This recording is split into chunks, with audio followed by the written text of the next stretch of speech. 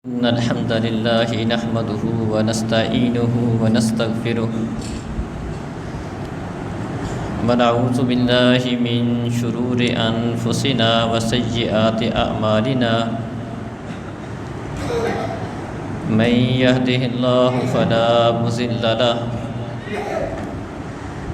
ومن يضلل فلا هادي له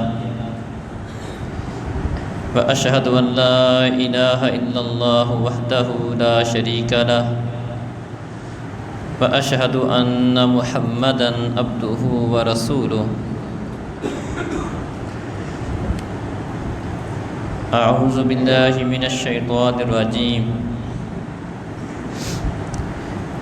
يا أيها الذين آمنوا اتقوا الله حق تقاته ولا تموتن إلا وأنتم مسلمون يا أيها الناس اتقوا ربكم الذي خلقكم من نفس واحدة وخلق منها زوجها وبث منهما رجالا كثيرا ونساء واتقوا الله الذي تساءلون به والأرحام إن الله كان عليكم رقيبا يا أيها الذين آمنوا اتقوا الله وقولوا قولا سديدا يصلح لكم أعمالكم ويغفر لكم ذنوبكم ومن يطع الله ورسوله فقد فاز فوزا عظيما أما بعد فإن خير الحديث كتاب الله وخير الهدي هدي محمد صلى الله عليه وسلم وشر الأمور محدثاتها وكل محدثة بدعة وَكُلَّ بِدْعَةٍ ضَلَالَةٍ وَكُلَّ ضَلَالَةٍ فِي النَّارِ بسم اللہ الرحمن الرحیم قُلْ هُوَ اللَّهُ أَحَدٌ اللَّهُ الصَّمَدُ لَمْ يَلِدْ وَلَمْ يُولَدْ وَلَمْ يَكُنْ لَهُ كُفُوًا أَحَدٌ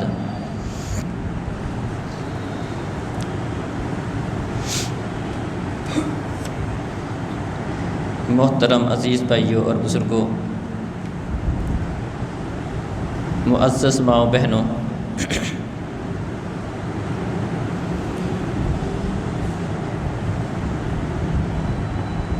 اللہ رب العزت نے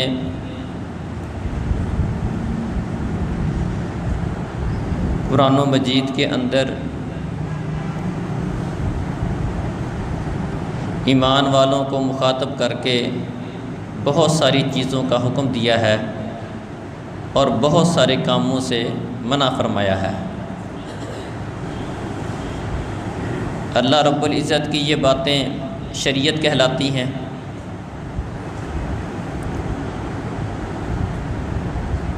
دین اسلام کے اندر جتنے بھی احکامات ہیں جن کا ذکر قرآن میں آیا ہے، ان کا تذکرہ اللہ رب العزت نے اجمالی طور پہ کیا ہے۔ ان کاموں کی تفصیل حدیث میں آئی ہے۔ مثال کے طور پر قرآن میں آتا ہے اقیموا الصلاۃ، نماز قائم کرو۔ کتنی نمازیں پڑھنی ہیں، کس وقت پہ پڑھنی ہیں، کتنی رکھتے ہیں، کس طریقے سے پڑھنی ہے، ان ساری باتوں کا ذکر آپ کو حدیث میں ملے گا۔ زکوٰۃ کی ادائیگی کا حکم دیا، کتنا مال ہو تو زکوٰۃ فرض ہوتی ہے، کتنی دیر بعد دینی ہوتی ہے، کتنی دینی ہوتی ہے، کن کو دینی ہے، اس کی زیادہ تر تفاصیل احادیث میں آپ کو ملے گی۔ حج کا تذکرہ قرآن میں ہے، لیکن اس کی تفصیل حج کیسے کرنا ہے اس کی تفصیل بھی آپ کو حدیث کے اندر ملے گی۔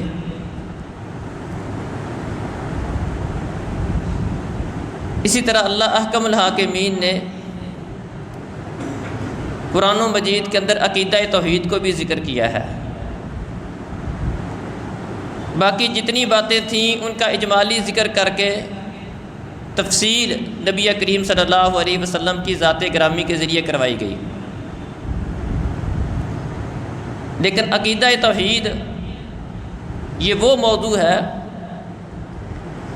کہ اس کی تفسیر اللہ نے خود بیان کی ہے۔ قرآن مجید کے اندر سب سے زیادہ جس موضوع پر بات ہوئی ہے وہ عقیدہ توحید ہے۔ چھوٹی چھوٹی چیزوں کو اللہ تعالیٰ نے خود مثالیں دے کر بیان کیا ہے، باقی احکامات اپنے نبی پر چھوڑے کہ نبی اس کی وضاحت کر دے گا، لیکن چونکہ سب سے اہم ترین عقیدہ توحید ہے، اسی کے اوپر کامیابی یا ناکامی کا انحصار ہے، اس کا تذکرہ اللہ نے خود کیا ہے، اور قرآن کی تقریباً ہر صورت میں اس کا تذکرہ موجود ہے۔ قرآن کی کوئی صورت آپ کو عقیدہ توحید سے خالی نہیں ملے گی، اور بعض جگہوں پر اللہ تعالیٰ نے اس کو تفصیل کے ساتھ چھوٹی چھوٹی باتوں کو بھی مثالیں دے دے کر بات سمجھائی ہے۔ کسی جگہ پر مکڑی کی مثال دے دی، اس کے گھر کی مثال دے دی، کسی جگہ پر مچھر کی مثال دے کر لوگوں کو بات سمجھائی گئی ہے، کسی جگہ پر پانی کی مثال کہ پانی پیاسے تک خود نہیں آ سکتا، ہاتھ جتنا مرضی پھیلاتا رہے، مثالیں دے دے کر اللہ تعالیٰ نے عقیدہ توحید کو سمجھایا ہے۔ عقیدہ توحید کو سمجھانے کے لیے ایک آیت ہے آیت الکرسی، ایک سب سے جس کو قرآن کی سب سے عظیم آیت قرار دیا جاتا ہے، جس کو آیت الکرسی کہتے ہیں۔ اس میں اللہ رب العزت نے اپنی صفات کا عقیدہ توحید کا تذکرہ کیا ہے، اور اس کو قرآن کی سب سے بڑی آیت شمار کیا گیا۔ اسی طرح قرآن مجید کے اندر اور بھی کئی صورتیں ہیں۔ سورہ الکافرون پوری کی پوری عقیدہ توحید کی عکاسی کرتی ہے۔ ایک سورہ ہے سورہ اخلاص، جو میں نے آپ کے سامنے پڑھی ہے۔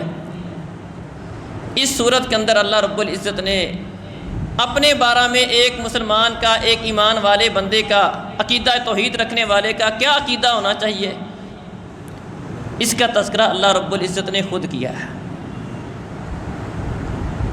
ابی بن کعب کہتے ہیں مشرکین مکہ نے نبی کریم صلی اللہ علیہ وسلم سے اللہ تعالیٰ کے حسب نسب کے متعلق سوال کیا کہ آپ ہمیں اللہ کا نسب بتاؤ۔ دنیا میں کوئی بھی چیز ہے اس کو اللہ تعالیٰ نے پیدا کیا ہے، انسان ہیں، جانور ہیں، ان کے کوئی والدین ہوتے ہیں، آپ ہمیں اپنے رب کا تعارف کرواؤ، اللہ کا نسب ہمارے سامنے بیان کرو۔ تو اس موقع پر اللہ رب العزت نے سورہ اخلاص نازل فرمائی، جس میں اللہ رب العزت کا تعارف بیان کیا گیا۔ فرمایا قل هو اللہ احد، اے اللہ کے رسول، یہ آپ سے میرے بارے میں پوچھتے ہیں، ان کو بتا دو وہ اللہ ایک ہے۔ دو معنی ہے اس کے، کہہ دے وہ اللہ ایک ہے، یہ بھی اس کا معنی صحیح ہے، اور اس کا یہ معنی بھی صحیح ہے کہ جس کے متعلق، جس رب کے متعلق، خالق مالک کے متعلق تم پوچھتے ہو وہ اللہ ہے، ایک ہے۔ اس کا تعارف یہ ہے کہ وہ اللہ ہے، اس کا نام اللہ ہے۔ یہ اللہ رب العزت کے ذاتی ناموں میں، ذاتی نام ہے اللہ کا ذاتی نام صرف اللہ ہے۔ اللہ کا ذاتی نام ہے، اور اس کے علاوہ جتنے بھی نام ہیں وہ اللہ رب العزت کے صفاتی نام ہے۔ الرحمن ہے، الرحیم ہے، العلیم ہے، الخبیر ہے، یہ جتنے بھی نام ہیں ان کو صفاتی نام کہا جاتا ہے۔ تو لفظ اللہ رب العزت کا ذاتی نام ہے۔ تعارف کروایا کہ جس اللہ کے بارے میں تم پوچھتے ہو وہ اللہ ایک ہے، اکیلا ہے، یا جس کے بارے میں تم پوچھتے ہو وہ اللہ ہے، وہ اکیلا ہے۔ اللہ رب العزت نے اپنا پہلا تعارف کیا کروایا؟ احد، وہ ایک ہے، اکیلا ہے۔ یہ قرآن کی چھوٹی سی ایک آیت ہی پوری کی پوری شرک کی جتنی بھی صورتیں پائی جاتی ہیں ان کی نفی کے لیے کافی ہے۔ اللہ رب العزت اپنی ذات میں اکیلا ہے، اپنی صفات میں اکیلا ہے، اپنی عبادت میں اکیلا ہے، اور اس چیز میں وہ اکیلا ہے، یکتا ہے کہ اس سے کچھ نہیں نکلا، اس کے ٹکڑے نہیں ہو سکتے، اس کے حصے نہیں ہو سکتے۔ اللہ اپنی ذات میں اکیلا ہے۔ اللہ رب العزت کی ذات کے اندر کوئی دوسرا شریک نہیں ہے۔ عقیدہ تثلیث رکھنے والوں کا رد ہو گیا، جو عیسیٰ علیہ السلام کو، مریم علیہ السلام کو اور اللہ رب العزت تینوں کے مجموعے کو اللہ قرار دیتے ہیں، ان کا رد کر دیا۔ نہیں، اللہ ایسا نہیں ہے، عیسیٰ بھی اللہ ہو، مریم بھی اللہ ہو، اللہ بھی اللہ ہو، یا تینوں کا مجموعہ اللہ ہو، ایسا نہیں ہے۔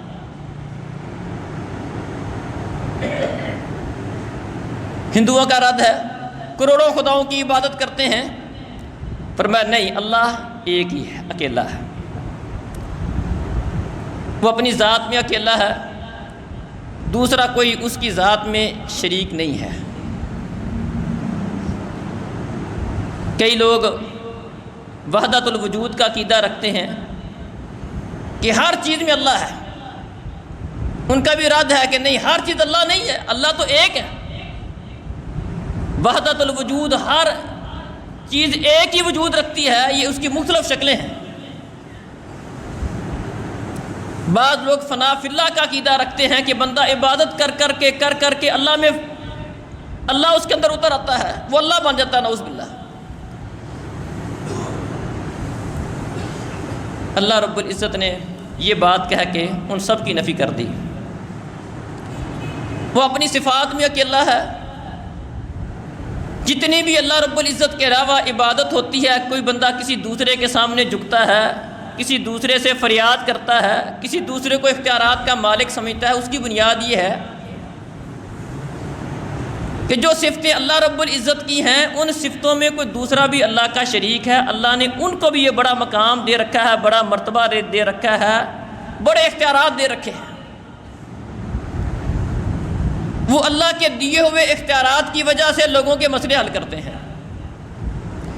کوئی اولاد دینے پہ قادر ہے، اس لیے قادر ہے کہ اللہ نے اس کو قادر بنایا ہے۔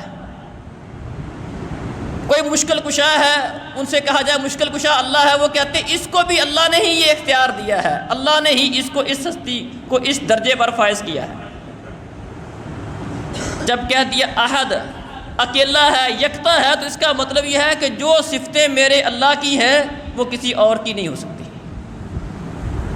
اگر وہ مشکل کشا ہے تو کوئی اور مشکل کشا نہیں، اگر وہ حاجت روا ہے تو کوئی اور حاجت روا نہیں ہو سکتا، اگر وہ بگڑی بناتا ہے تو کوئی اور بگڑی نہیں بنا سکتا، اگر وہ رازق ہے، وہ داتا ہے، وہ گنج بخش ہے، تو کوئی اور دادک، رازق، گنج بخش کوئی اور نہیں ہو سکتا۔ خزانوں کا مالک وہ ہے تو وہی ہے۔ یہ مطلب ہے کہ وہ اپنی عبادت میں اکیلا ہے، اپنی صفات میں اکیلا ہے۔ اس کے نہ ٹکڑے ہو سکتے ہیں، نہ اس کے حصے ہو سکتے ہیں۔ یہ کہنا کہ نور من نور اللہ، کہ نبی کریم صلی اللہ علیہ وسلم اللہ تعالیٰ کے ذاتی نور کا ایک حصہ ہے، نور من نور اللہ، نفی کر دی کہ نہیں، وہ اکیلا ہے۔ ایک بندہ مثال دیتا ہے، کہتا ہے دیکھیں نور من نور اللہ کہنے میں کیا حرج ہے؟ ایک موم بتی جلتی ہے، ایک آدمی اس موم بتی سے ایک اور موم بتی جلا لیتا ہے، تو کیا پہلی موم بتی کی روشنی میں کوئی فرق پڑا؟ تو اللہ رب العزت کے نور سے اگر اللہ تعالیٰ نے اپنے نبی کا نور پیدا کر دیا، اپنے نبی کو پیدا کر دیا، اللہ کے نور میں تو کوئی فرق نہیں پڑے گا۔ پہلی بات تو یہ ہے کہ اللہ تعالیٰ نے اپنے لیے مثالیں بیان کرنے سے منع کیا ہے۔ میرے لیے مثالیں مت بیان کرو، اللہ کی مثال اس طرح ہے، مثال اللہ کے لیے بیان نہیں کی جاتی، یہ مثالیں ہمارے لیے ہیں۔ دوسری بات یہ کہ اگرچہ پہلی موم بتی کی روشنی میں فرق پڑا یا نہیں پڑا، لیکن جو موم بتی ایک تھی، اب موم بتیاں اس موم بتی سے کتنی بن گئی؟ 2 بن گئی۔ جو روشنی یکتا تھی، اکیلی تھی، اب اس روشنی سے ایک اور روشنی نکل آئی، جبکہ اللہ تو کیا کہتا ہے؟ وہ احد ہے، اکیلا ہے، اس سے کوئی چیز نہیں نکلی، کوئی اس کا حصہ نہیں ہے، نہ کوئی اس کی ذات میں شریک ہے، نہ اس کی کوئی صفات میں شریک ہے، نہ اس کی عبادت میں کوئی شریک ہے۔ دنیا کے اندر جتنے بھی شرک کی صورتیں پائی جاتی ہیں، اللہ کو چھوڑ کر دوسرے چیزوں کو بھی ایسی صفات کا مالک سمجھا جاتا ہے جن صفات کا مالک صرف اللہ رب العزت ہے، اس کی نفی بھی ہے۔ دنیا کے اندر جو اللہ رب العزت کے ساتھ ساتھ کئی اور الہوں کا، کئی اور معبودوں کا بھی اعتقاد رکھتے ہیں، ان کی بھی نفی ہے۔ جو اللہ رب العزت کی ذات کے حصے بناتے ہیں، اس سے کئی چیزوں کا نکلنے کا عقیدہ رکھتے ہیں، یا اس کے اندر کئی چیزوں کے داخل ہونے کا عقیدہ رکھتے ہیں، ان سب کی نفی ہوگی اس ایک آیت کے ساتھ۔ اللہ الصمد، الصمد کہتے ہیں جو اپنی صفات میں کامل ہو اور باقی سب مخلوقات اس کی محتاج ہو۔ وہ سردار جس کے اوپر کوئی سردار نہ ہو اور باقی سب اس کے متحد ہوں، اس کے محتاج ہو۔ دنیا میں اللہ تعالیٰ نے کئی لوگوں کو اختیارات کچھ دے رکھے ہیں، بلکہ ہر بندے کے پاس کچھ نہ کچھ اختیار ہیں، لیکن کوئی بھی انسان، کوئی بھی بادشاہ ایسے اختیارات کا مالک نہیں ہے کہ وہ کسی کا محتاج نہ ہو۔ ہر بندہ محتاج ہے، چاہے وہ کتنا بڑا بادشاہ کیوں نہ ہو۔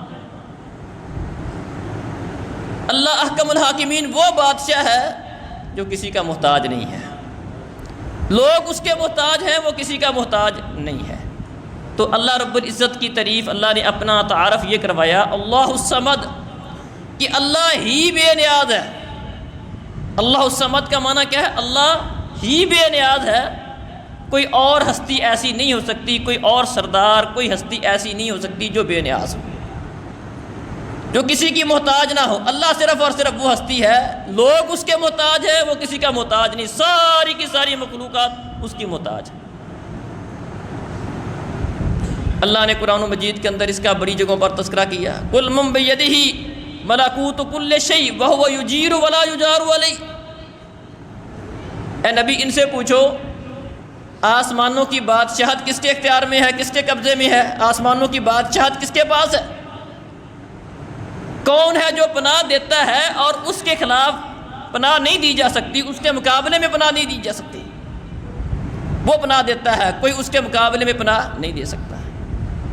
یا ایھا الناس انتم الفقراء الی اللہ، اے لوگو تم سب کے سب اللہ کے محتاج ہو، سب لوگ اللہ کے محتاج ہیں۔ واللہ هو الغنی الحمید، اور اللہ ہی غنی ہے، اللہ ہی تمام تعریفوں کے لائق ہے۔ صرف اللہ احکم الحاکمین وہ ہستی ہے جو کسی کی محتاج نہیں ہے، باقی سب اللہ کے محتاج ہیں۔ امیر ہے، غریب ہے، ولی ہے، نیک ہے، گناہ گار ہے، رسول ہے، کوئی بھی ہو، سب کے سب اللہ کے محتاج ہیں۔ صرف اور صرف واحد ہستی ہے جو کسی کی محتاج نہیں ہے، وہ اللہ رب العزت کی ہستی ہے۔ یہ معنی ہے اللہ الصمد کا، سب اللہ کے محتاج ہیں، وہ کسی کا محتاج نہیں ہے۔ اور اگلا تعارف یہ کروایا لم یلد ولم یولد، نہ اس نے کسی کو جنا ہے اور نہ ہی وہ جنا گیا ہے، کوئی اس سے پیدا نہیں ہوا اور وہ کسی سے پیدا نہیں ہوا۔ جب کوئی بھی چیز نہیں تھی اس وقت بھی اللہ رب العزت کا وجود تھا، جب ہر چیز فنا ہو جائے گی اللہ رب العزت کی ذات اس وقت بھی باقی رہے گی۔ اللہ احکم الحاکمین کسی سے پیدا نہیں ہوئے، کسی سے نہیں نکلے، اور اللہ رب العزت سے بھی کوئی چیز پیدا نہیں ہوئی، آپ سے بھی کوئی چیز نہیں نکلی۔ نہ آپ کا کوئی بیٹا ہے، نہ بیوی ہے، نہ آپ کے ذاتی نور میں سے کسی کو پیدا کیا گیا ہے، اگرچہ یہ بات بھی پچھلی بات میں شامل تھی، احد کہہ کر یہ بات بھی اس میں شامل ہی تھی، لیکن اس کی مزید وضاحت کے لیے اس بات کا تذکرہ کر دیا لم یلد ولم یولد ولم یکن لہ کفوا احد، اور اللہ کی برابری والا کوئی بھی نہیں، کوئی بھی ایسا نہیں ہے جو اس کا کفو ہو، اس کا برابر ہو، اس کے برابر کا کوئی بھی نہیں ہے، سب اس کے محتاج ہیں۔ یہ چیز بھی احد کے اندر بھی شامل ہے، الصمد میں بھی یہ بات شامل تھی، لیکن مزید وضاحت کے لیے اس کو ذکر کر دیا۔ یہ چھوٹی سی صورت ہے، اس کو سورہ اخلاص بولتے ہیں۔ اس صورت کے اندر اللہ رب العزت نے اپنا تعارف کروایا ہے کہ وہ اللہ رب العزت جس کے متعلق آپ پوچھتے ہو، جس کا تعارف چاہتے ہو، اس اللہ کا تعارف یہ ہے کہ وہ اللہ اکیلا ہے، اپنی ذات میں بھی اکیلا ہے، اپنی صفات میں بھی اکیلا ہے، اپنی عبادت میں بھی اکیلا ہے، اس کے حصے نہیں ہیں، اس کے جز نہیں ہیں، نہ کوئی چیز اس سے نکلی ہے، نہ وہ کسی سے نکلا ہے، نہ ہی اس کے کوئی برابر کا ہے، اور سب کے سب اس کے محتاج ہیں، وہ کسی کا محتاج نہیں ہے۔ یہ اللہ کا تعارف ہے۔ ایک بندہ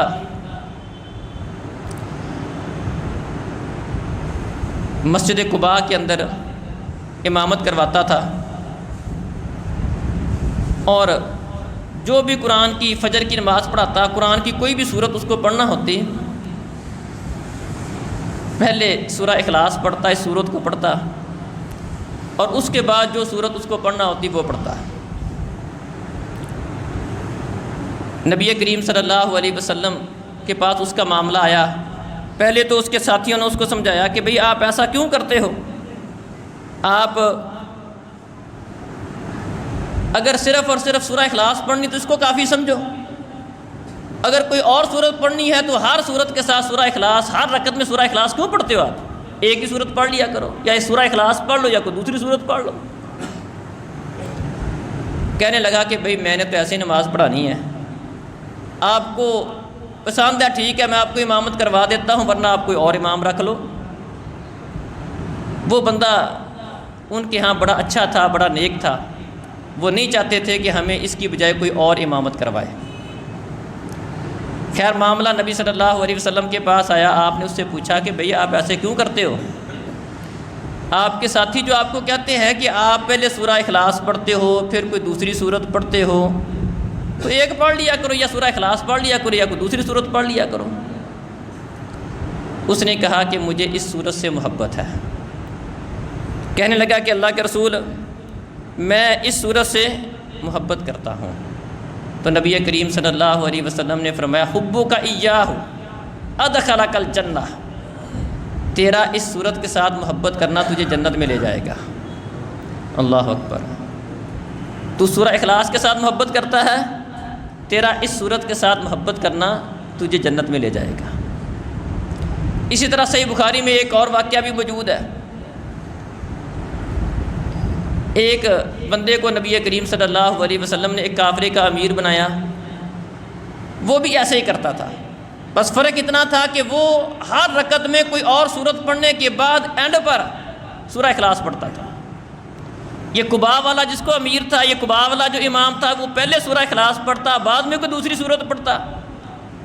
جس کو امیر بنایا تھا وہ یہ کرتا کہ جو بھی سورت اس کو پڑھنا ہوتی، قرآن کی کسی بھی حصے سے تلاوت کرنا ہوتی، کرتا، رکوع جانے سے پہلے سورہ اخلاص پڑھتا، پھر رکوع جاتا۔ اس کا معاملہ نبی کریم صلی اللہ علیہ وسلم کے پاس اس کا تذکرہ ہوا۔ آپ نے فرمایا اس سے پوچھو کہ وہ ایسا کیوں کرتا ہے، کیا وجہ ایسا کرنے کی؟ اس سے پوچھا گیا، اس نے بتایا کہ اس میں رحمان کی صفتیں ہیں، اللہ کا تعارف ہے، اس میں رحمان کی صفتیں بیان ہوئی ہیں، اور مجھے اس سے محبت ہے۔ نبی کریم صلی اللہ علیہ وسلم نے فرمایا اسے بتا دو کہ وہ جس طرح اس سورت سے محبت کرتا ہے، اللہ تعالیٰ سے محبت کرتا ہے، اس کی صفتوں سے محبت کرتا ہے، اللہ احکم الحاکمین بھی اس سے اسی طرح محبت کرتا ہے۔ جس بندے کو اس سورت سے پیار ہے، اللہ بھی اس سے پیار کرتا ہے۔ ایک آدمی رات کی نماز پڑھ رہا تھا، وہ رات کا لمبا قیام کیا اس نے، صحیح بخاری میں ہے یہ، اور اسی صورت کو بار بار پڑھے جا رہا تھا، سورہ اخلاص کی بار بار تلاوت کر رہا تھا۔ ایک بندے نے اس کی نماز سنی، صبح نبی کریم صلی اللہ علیہ وسلم کو بتایا کہ فلاں بندہ وہ سورہ اخلاص ہی پڑھے جا رہا تھا، ایک ہی صورت کو بار بار پڑھے جا رہا تھا، اور ہر رکعت کے اندر سورہ اخلاص ہی پڑھ رہا تھا۔ نبی کریم صلی اللہ علیہ وسلم نے اس بندے کو فرمایا جس نے یہ بات کی تھی، گویا کہ وہ یہ سمجھ رہا تھا کہ یہ ایک ہی صورت ہے، چھوٹی سی صورت ہے، بار بار اسی کو پڑھے جا رہا ہے، اس کو تھوڑا سمجھ رہا تھا۔ تو نبی صلی اللہ علیہ وسلم نے اس کی تسلی کیا کروائی، فرمایا جانتے ہو جس سورت کو وہ پڑھ رہا تھا انہا تعدل ثلث القرآن، یہ اکیلی سورت قرآن کے ثلث کے 1/3 کے برابر ہے، 10 پاروں کے برابر ہے ایک ہی سورت۔ اپنے اجر و ثواب کے لحاظ سے، مقام مرتبے کے لحاظ سے 10 پاروں کے برابر ہے یہ سورت۔ بلکہ ایک دن اپنے صحابہ سے کہا آپ قرآن کا ثلث نہیں پڑھ سکتے ہو ہر رات؟ صحابہ اس پہ حیران ہوئے، اللہ کے رسول 10 پارے پڑھنا ہر رات کیسے ممکن ہے؟ فرمایا سورہ اخلاص قل هو اللہ احد یہ قرآن کے ثلث کے برابر ہے۔ جو بندہ ایک دفعہ سورہ اخلاص پڑھتا ہے گویا کہ اس کو اللہ تعالیٰ 10 پارے پڑھنے کا اس کو ثواب دیتے ہیں۔ تو اکیلی ایک سورت اس کو 10 پاروں کے برابر قرار دیا گیا ہے۔ اور اس سورت کے ساتھ محبت کرنے والے کو یہ بشارت دی گئی ہے کہ جو بندہ اس کے ساتھ محبت کرتا ہے، اس سورت کو سمجھتا ہے، اس کو پڑھتا ہے، اس کے ساتھ محبت کرتا ہے، کیونکہ اس میں عقیدہ توحید ہے، اللہ کی صفتوں کا بیان ہے، اللہ کا تعارف اس میں بیان ہوا ہے، ایسے بندے سے اللہ تعالیٰ پیار کرتا ہے۔ اور نبی کریم صلی اللہ علیہ وسلم کے اور بھی موقعوں پر آپ نے اس کی فضیلت بیان کی۔ ایک بندے کو کہا کل کہہ، پڑھ بھی کہہ، وہ خاموش رہا، پھر فرمایا، پھر خاموش رہا، پھر فرمایا، وہ کہنے لگا اللہ کے رسول کیا پڑھوں، کیا کہوں؟ آپ نے یہ 3 صورتیں بتائیں، میں قل هو اللہ احد، قل اعوذ برب الفلق، قل اعوذ برب الناس یہ پڑھ۔ جو بندہ صبح کے وقت 3 دفعہ ان صورتوں کو پڑھ لے اور 3 دفعہ شام کو پڑھ لے، یہ صورتیں اسے ہر چیز سے کافی ہو جائیں گی۔ صبح شام ان صورتوں کو پڑھنا چاہیے، 3 دفعہ، ایک دفعہ تینوں صورتیں پڑھیں، پھر تینوں پڑھ لیں۔ اسی طرح ہر فرض نماز کے بعد جو نبی کریم صلی اللہ علیہ وسلم نے اذکار بتائے ہیں، جس طرح دیگر دعائیں بتائی ہیں، آیات الکرسی شامل ہے، مختلف اس کے اندر دعائیں شامل ہیں، سبحان اللہ، الحمدللہ، اللہ اکبر کی تسبیح اس میں شامل ہے۔ اسی طرح ہر نماز کے بعد والے اذکار کے اندر یہ تینوں صورتیں بھی شامل ہیں، سورہ اخلاص، سورہ فلق اور سورہ ناس، اس کو پڑھنا چاہیے۔ رات سونے سے پہلے نبی کریم صلی اللہ علیہ وسلم کا معمول تھا کہ نبی کریم صلی اللہ علیہ وسلم رات سونے سے پہلے ان تینوں صورتوں کو ایک دفعہ پڑھتے اور اپنے اوپر دم کرتے، ہاتھوں میں پھونک مار کر، جس میں ہلکا سا تھوک بھی ہوتا ہے، تینوں صورتیں پڑھ کے اپنے پورے جسم کے اوپر ہاتھ پھیرتے، اپنے چہرے سے اگلے حصے سے شروع کرتے اور جہاں تک آپ کا ہاتھ جاتا وہاں تک اپنے ہاتھ کو لے کر جاتے ہیں اور 3 دفعہ یہ عمل کرتے ہیں۔ تو یہ رات کے سوتے وقت کے اذکار میں بھی یہ شامل ہے۔ اس سے بندہ مکمل اللہ رب العزت کی پناہ میں چلا جاتا ہے۔ بہت سارے لوگ ان کا یہ مسئلہ ہوتا ہے، انہیں شیطانی وسوسے خیالات آتے ہیں، کئی جادو اور شیطانی چیزوں کی شکایت کرتے ہیں۔ ان چیزوں کے اندر ان سے بہترین پناہ موجود ہے۔ نبی کریم صلی اللہ علیہ وسلم نے آخری 2 صورتوں کے متعلق فرمایا کہ اللہ کی پناہ حاصل کرنے کے لیے ان 2 صورتوں کی طرح کی تو میں نے کوئی چیز دیکھی نہیں، بلکہ یہ 2 صورتیں بنیادی طور پر اللہ احکم الحاکمین نے اپنے نبی کو ان گندی چیزوں، شیطانی چیزوں، حسد کرنے والے، یہ مختلف قسم کی نقصان پہنچانے والی چیزوں، جو جنوں میں سے، انسانوں میں سے جو انسانوں کو نقصان پہنچاتے ہیں، ان کے شر سے پناہ مانگنے کے لیے اللہ تعالیٰ نے یہ آخری 2 صورتیں نازل کی ہیں۔ تو ان کو معمول بنانا چاہیے۔ اسی طرح بیماری ہو، کوئی بندہ بیمار ہو تو ان تینوں صورتوں کے ساتھ وہ دم کرے اپنے اوپر، معوذتین کے ساتھ دم کرے، یہ بھی حدیث میں آتا ہے۔ نبی کریم صلی اللہ علیہ وسلم کے پاس آپ کی بیٹی آئی تھی، خادم کا تقاضا کر رہی تھی، تو اس کو بھی نبی کریم صلی اللہ علیہ وسلم نے جو اذکار بتائے تھے اس میں سبحان اللہ، الحمدللہ، اللہ اکبر ہے، اور آپ کے سوتے وقت کے اذکار میں یہ ترتیب بھی موجود ہے، ان تینوں صورتوں کو پڑھا جائے 3 دفعہ۔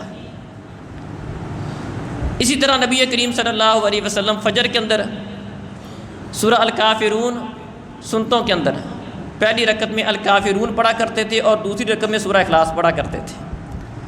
سورہ الکافرون وہ توحید عملی کا اظہار ہے کہ میں جن کی تم عبادت کرتے ہو اے کافرو، جن معبودوں کی تم عبادت کرتے ہو نہ میں ان کی کرتا ہوں نہ کروں گا، اب بھی نہیں کرتا، آئندہ بھی نہیں کروں گا۔ اب تم میرے معبود کی اس طرح شرک پہ رہتے ہوئے تم میرے معبود کی، اللہ کی عبادت کرنے والے نہیں ہو۔ یہ توحید عملی ہے کہ میں ایسا نہیں کرتا، نہ کروں گا۔ اور اس میں علم کی بات ہے کہ اللہ رب العزت کا اس میں تعارف ہے، پہچان ہے۔ سورہ اخلاص کے اندر یہ 2 صورتیں آپ پڑھا کرتے تھے۔ اسی طرح نبی کریم صلی اللہ علیہ وسلم نے ایک دفعہ ایک بندے کو دعا کرتے ہوئے یہ سنا، وہ دعا مانگ رہا تھا اور دعا کے اندر اللہ تعالیٰ سے یہ کہہ رہا تھا، اللہم انی اسألک بانی اشہد انک انت اللہ لا الہ الا انت۔ اے اللہ میں تجھ سے اس چیز کے ساتھ سوال کرتا ہوں، یہ واسطہ دے کر سوال کرتا ہوں کہ میں اس بات کی گواہی دیتا ہوں کہ تیرے علاوہ کوئی معبود حقیقی نہیں ہے، الاحد الصمد، تو اکیلا ہے، بے نیاز ہے، لم یلد ولم یولد، نہ ہی تو نے کسی کو جنا ہے، کوئی تجھ سے پیدا نہیں ہوا، تو کسی سے پیدا نہیں ہوا، ولم یکن لہ کفوا احد، اور اللہ کا کوئی بھی برابری کرنے والا نہیں ہے۔ اس واسطے کے ساتھ وہ سوال کر رہا تھا، واسطہ کیا دے رہا تھا؟ اے اللہ میں تجھ سے سوال کرتا ہوں بانی اشہد انک انت اللہ لا الہ الا انت الاحد الصمد الذی لم یلد ولم یولد ولم یکن لہ کفوا احد۔ یہ واسطہ دے کر سوال کر رہا تھا، اللہ تیرے اس واسطے کا تجھ سے سوال کہ تو اکیلا ہے، تیرا کوئی معبود نہیں ہے، میں یہ واسطہ دے کر تجھ سے سوال کرتا ہوں۔ تو نبی کریم صلی اللہ علیہ وسلم نے فرمایا تھا، اس نے اللہ کے اس نام کے ساتھ سوال کیا ہے کہ جو بندہ بھی اللہ کے اس نام کے ساتھ اس کو ذریعہ بناتا ہے، واسطہ بناتا ہے، وسیلہ بناتا ہے دعا کے اندر، اس نام کے ساتھ اللہ کی ان صفتوں کا واسطہ دے کر اللہ سے سوال کرتا ہے، اللہ لازمی اس کی دعا قبول کر لیتا ہے۔ تو سورہ اخلاص ایسی چیز ہے کہ اللہ سے کچھ مانگنا ہو سورہ اخلاص پڑھو، اور اللہ رب العزت کے سامنے اس چیز کا واسطہ اللہ کو پیش کرو کہ اللہ میں تجھ سے تیری توحید کا، تیرے الہ ہونے کا، تیرے معبود ہونے کا، تیرے بے نیاز ہونے کا، تیرے لم یلد ولم یولد ولم یکن لہ کفوا احد، اس چیز کا واسطہ دے کر اللہ تجھ سے سوال کرتا ہوں میرا فلاں مسئلہ حل کر دے، میری روزی روٹی کا مسئلہ حل کر دے، میرے کوئی گھر کے معاملات خراب ہیں ان کا مسئلہ حل کر دے۔ فرمایا جو اللہ تعالیٰ سے اللہ کے اس نام کے ساتھ وسیلہ واسطہ پیش کر سوال کرتا ہے، اللہ احکم الحاکمین اس کے سوال کو رد نہیں کرتا۔ بلکہ ایک بندے کو کہا جو اس واسطے کے ساتھ سوال کر رہا تھا، فرمایا سل مانگ لے مل جائے گا، کیونکہ تو نے اللہ کو واسطہ ہی ایسا دیا ہے، اللہ کے سامنے وسیلہ ہی ایسا پیش کیا ہے، جو یہ وسیلہ اختیار کرتا ہے اللہ اس کی دعا رد نہیں کرتا ہے۔ تو محترم بھائیوں اور بزرگوں، ہمیں عقیدہ توحید کو سمجھنے کی کوشش کرنی چاہیے۔ اس صورت کی جتنی یہ فضیلتیں بیان ہوئی ہیں، اس کی بنیاد یہی ہے کہ اس میں اللہ رب العزت نے اپنا تعارف بیان کیا ہے، عقیدہ توحید کا ذکر کیا ہے۔ آج جتنی یہ امت ذلت کا شکار ہے، اس کے کئی سارے اسباب ہیں، ذلت کے شکار کے کئی سارے اسباب ہیں، اور ان میں سے سب سے بڑا سبب یہ ہے کہ بندے اپنے رب کی توحید سے غافل ہیں، ہمیں اپنے رب کی پہچان نہیں ہے، اپنے رب کا تعارف ہی نہیں ہے۔ ایک اللہ کی عبادت، ایک اللہ کی بندگی، اپنا خالق مالک، اس کی صفات، عقیدہ توحید کی پہچان، شرک اور توحید میں فرق، بلکہ ایسی باتیں لوگوں نے لوگوں کے ذہنوں میں ڈال دی ہیں کہ نہیں اس امت میں تو شرک ہو ہی نہیں سکتا، یہ امت مسلمہ ہے، سب نے جنت میں جانا ہے، شرک والا اس میں مسئلہ ہی کوئی نہیں، یہ جو مرضی کرتے رہیں شرک نہیں ہے وہ۔ یہ مولوی اس طرح کی باتیں کر کے لوگوں کا ذہن خراب کرتے ہیں کہ نہیں کوئی مسئلہ ہی نہیں ہے، جس کے مرضی در پہ چلے جائیں، بس کلمہ پڑھ لیا ہے، اب شرک والا کیا مسئلہ رہ گیا۔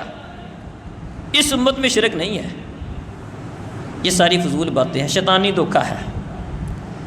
اللہ رب العزت نے سب سے زیادہ زور عقیدہ توحید پر دیا ہے، باقی چیزوں کی گنجائش موجود ہے، ایک بندہ مسلمان ہے، عقیدہ اس کا ٹھیک ہے، کمیاں کوتاہیاں ہیں، اللہ رب العزت ممکن اپنی رحمت سے ویسے معاف کر دے، جنت میں داخلہ دے دے، اس کی نیکیاں زیادہ ہیں، گناہ کم ہے، جنت میں داخلہ دے دے گا۔ اگر گناہ زیادہ بھی ہیں، اس کی صورت بھی ہو سکتی ہے کہ ہو سکتا ہے اللہ کو اس کی کوئی نیکی پسند آ جائے، اللہ اس کو جنت میں داخلہ دے دے، گناہ معاف کر دے۔ اور کچھ نہیں تو آخر کار اللہ حکم الحاکمین ایسے بندوں کو جہنم سے نکال کر جنت میں لے جائیں گے، لیکن شرط یہ ہے بندہ مسلمان ہو، عقیدہ اس کا ٹھیک ہو، مسلمانوں والے رجسٹر کے اندر اس کا نام لکھا ہونا ضروری ہے، وہ کسی بھی لمحے جنت میں جا سکتا ہے۔ لیکن اگر عقیدہ ٹھیک نہیں ہے، بندہ مسلمان نہیں ہے، مسلمانوں والے رجسٹر کے اندر اس کا نام ہی نہیں ہے، عقیدہ اس کا ٹھیک نہیں ہے، اللہ کی ذات میں، اللہ کی صفات میں کسی اور کو شریک کرتا تھا، اللہ کے برابر کسی اور کو ٹھہراتا تھا، جو کام صرف میرے اللہ کے ہیں ان کاموں میں کسی اور کو بھی شامل کر لیتا تھا، جو عقیدہ صرف ایک اللہ کے بارے میں ہونا چاہیے تھا وہ عقیدہ اس کا کسی اور کے بارے میں بھی تھا، جو ڈر، جو خوف، جو رجا، جو امید صرف ایک اللہ سے ہونی چاہیے تھی، وہ ڈر، وہ خوف، وہ امید اس کو کسی اور سے بھی ہے، اس کو شرک کہتے ہیں۔ وہ اپنی ذات میں اکیلا ہے، اپنی صفات میں اکیلا ہے، اپنی توحید میں اکیلا ہے، اپنی عبادت میں اکیلا ہے، باقی چیزوں میں کمی کوتاہی وہ برداشت کر لیتا ہے، کر لے گا، آخر کار جنت میں داخلہ دے دے گا۔ لیکن اگر یہ والا معاملہ خراب ہوا، اللہ نے خود قرآن میں کہہ دیا یہ اس بات کی معافی نہیں ہے، اس میں بندے کا عذر بھی نہیں چلتا، جی مجھے پتہ ہی نہیں تھا، جی مجھے پتہ ہی نہیں چلا، جی اللہ نے پابند بھی کیا، فَعْلَمْ أَنَّهُ لَا إِلَهَ إِلَّا اللَّهُ، ہر بندہ اس بات کو سمجھے، جانے، اس کا علم حاصل کرے کہ عقیدہ توحید کیا ہے، لا الہ الا اللہ کا علم حاصل کرنا اس کا اللہ نے پابند کیا ہے، اس کو سمجھو، جانو، سیکھو عقیدہ توحید کیا ہے۔ اور شروع میں نے عرض کیا کہ اللہ نے باقی باتیں اجمالی طور پر قرآن میں ذکر کی ہیں، تفصیل اس کی اپنے نبی پر چھوڑ دی، لیکن عقیدہ توحید وہ عقیدہ ہے جس کا ذکر، جس کی تفصیل اللہ نے خود قرآن میں بیان کی ہے، چھوٹی چھوٹی باتوں کو بڑی بڑی چیزوں کے ساتھ تفصیل کے ساتھ کھول کے بیان کیا، مثالیں دے دے کر عقیدہ توحید کو سمجھایا۔ اللہ سمجھنے عمل کی توفیق عطا فرمائے۔ اقول قولی ھذا۔